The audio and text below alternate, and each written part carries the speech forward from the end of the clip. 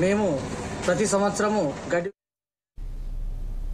అనంతపురం నగరంలోని చంద్రబాబు నగర్లో ఉన్న ప్రభుత్వ పాఠశాలను ఎమ్మెల్యే దగ్గుపాటి ప్రసాద్ ఆకస్మికంగా తనిఖీ చేశారు. ఎమ్మెల్యే సడన్ గా పాఠశాలకు రావడంతో ఉపాధ్యాయులు ఇతర సిబ్బంది అప్రమత్తమయ్యారు.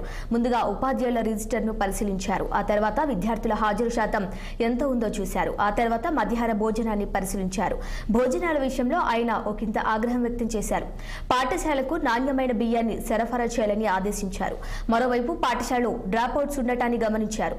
మైనార్టీలు ఎక్కువగా ఉన్న ఈ ప్రాంతంలో 8వ తరగతి తర్వాత చదువు మానేస్తున్నారని స్థానికులు ఎమ్మెల్యే దృష్టికి తీసుకువచ్చారు. ఆయన వెంటనే స్పందిస్తూ విద్యాశాఖ మంత్రి నారా లోకేష్ దృష్టికి ఈ విషయాన్ని తీసుకువెళ్లి పాఠశాలను 10వ తరగతి వరకు అప్గ్రేడ్ చేయిస్తామన్నారు. వచ్చే ఏడాది నుంచి పాఠశాల 10వ తరగతి వరకు ఉంటుందని ఎమ్మెల్యే దగ్గుపాటి హామీ ఇచ్చారు. అర్బన్ నియోజకవర్గంలో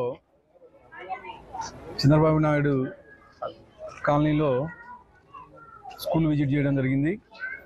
ఇక్కడ దాదాపు 350 మంది స్టూడెంట్స్ ఉన్నారు. మా మంత్రివర్యులు నారా లోకేష్ గారి ఆదేశాల మేరకు ప్రతి స్కూలు ఇక్కడ విజిట్ చేయడం జరుగుతుంది.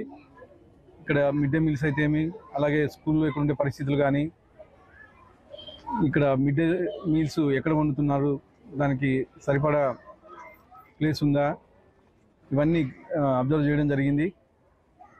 దానిలో భాగంగా ఇక్కడ డ్రాప్అవుట్స్ ఎక్కువ ఉన్నాయని చెప్పేసి తెలియజేయడం జరిగింది. ముఖ్యంగా దేనికంటే ఇక్కడ 8th క్లాస్ వరకే పర్మిట్ చేశారు. ఇక్కడ హెచ్ఎం గారు అయితే ఏమి, వాళ్ళైతేమి 10th క్లాస్ వరకు స్కూల్ కావాలని చెప్పేసి రిక్వెస్ట్ చేయడం జరిగింది. ఆల్రెడీ దీన్ని మేము మా మంత్రివర్యులు నారా లోకేష్ గారు కాంగ్రెస్ టీపీసీ